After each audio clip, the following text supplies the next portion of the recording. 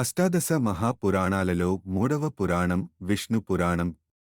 ఈ పురాణంని శ్రీ మహావిష్ణువు యొక్క కుడి భుజంతో పోలుస్తారు. ఈ పురాణం మొత్తం 23,000 శ్లోకాలు ఉన్నాయి.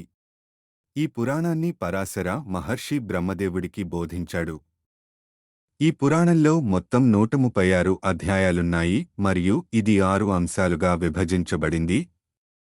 ఈ పురాణంలో పురుషుడు, ప్రకృతి మొదలగు 24 తత్వాల గురించి, శ్రీ మహావిష్ణువు వరాహావతారంలో హిరణ్యాక్షుడిని వధించడం గురించి, భూమిని నగరాలు మరియు పట్టణాలుగా విభజించడం గురించి, సనక, సనందన, సనాతన మరియు సనత్ కుమార పుట్టుక గురించి, ప్రహ్లాద చరిత్ర మరియు నారసింహావతార వర్ణన గురించి, భరత వంశ వర్ణన గురించి, వ్యాసుడు వేదాలను ఎలా విభజించాడు మరియు పురాణాలకు ఉండవలసిన లక్షణాల గురించి చెప్పబడింది.